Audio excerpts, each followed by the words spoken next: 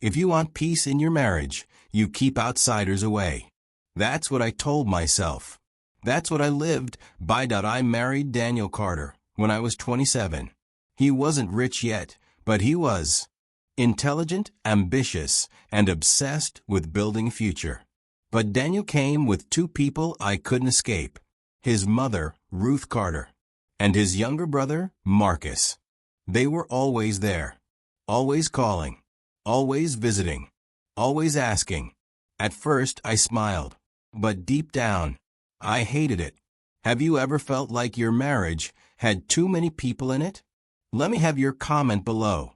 Is it wrong to want boundaries? Before we continue, hit like and subscribe if you love emotional stories with life lessons. Your support keeps this channel going. She never called me Elena. She called me Daniel's wife. Not warmly, not lovingly, like I was a title, a temporary position. Every time she visited, she inspected my home like she was searching for flaws. And Marcus? Marcus had no shame. He'd walk into our house and open the fridge like he lived there. Then one day, Ruth said something that planted a seed of poison in my heart. She looked at Daniel and said, "Son, remember blood is blood." Then she looked at me and smiled thinly. Not everyone stays forever. That night, I asked Daniel, "Why does your mother hate me?" Daniel sighed. "She doesn't hate you. She's just protective." Protective or possessive? Because it felt like she was competing with me. And I decided something that would destroy everything.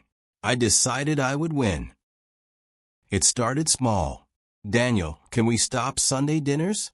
Can you stop sending money to Marcus? Can your mom stop coming here without warning?" Daniel tried to keep the peace. But the more he gave me, the more I wanted.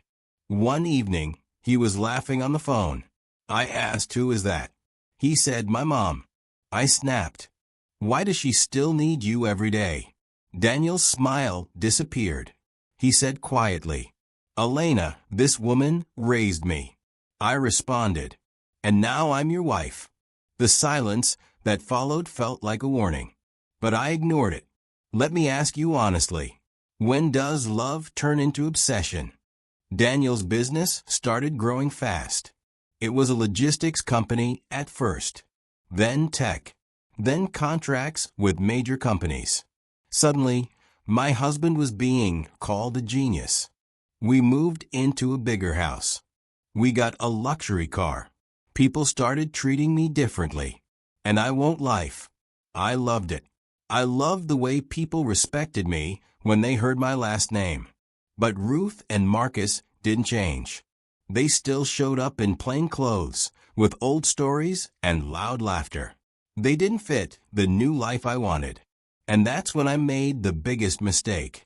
I started treating them like an embarrassment. One day, Ruth came over with a pot of homemade soup. She said, "Daniel loved this when he was little." She smiled warmly. I didn't smile back. I said, "We have a chef now." Her face fell. Then Marcus walked in and said, "Bro, you remember when we used to share one room?"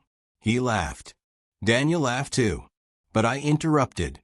"Marcus, must you always bring up poverty?" The room went silent. Ruth stared at me. Daniel stared at me.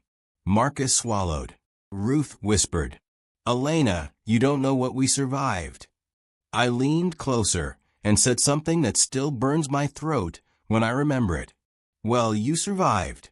Congratulations. Now let us live." Ruth's eyes filled with tears. Daniel said softly, "Elena, stop." But I didn't. I walked to the door and opened it. Ruth stood up slowly, shaking. She looked at Daniel and said, "My son, I pray you never regret choosing her." Then she left. Do you think Elena went too far? Please comment, yes or no. Because what Daniel did after that, I never saw it coming. After that day, Daniel changed. He didn't shout. He didn't argue. He didn't threaten divorce. He simply disappeared emotionally.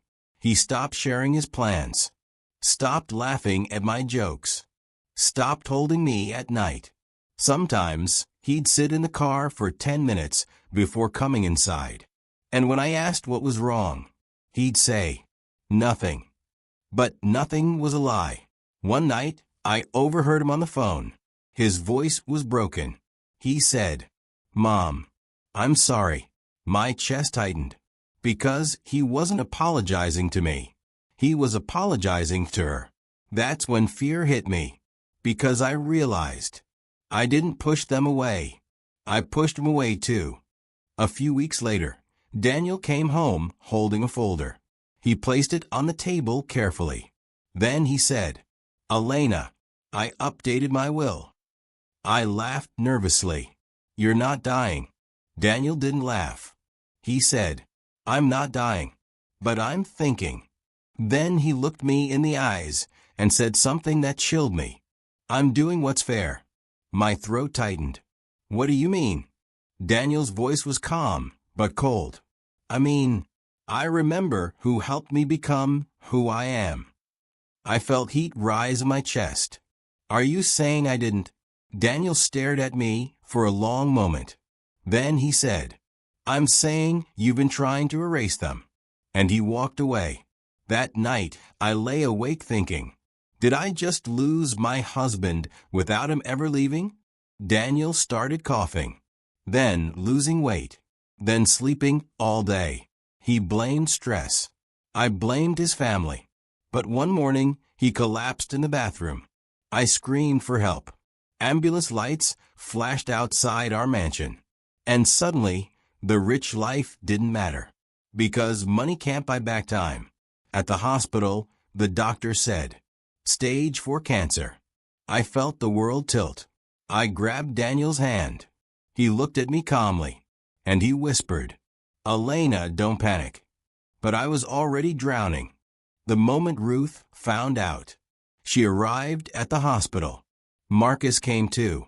Ruth walked into the room and saw Daniel, her son, her child, and she broke down completely.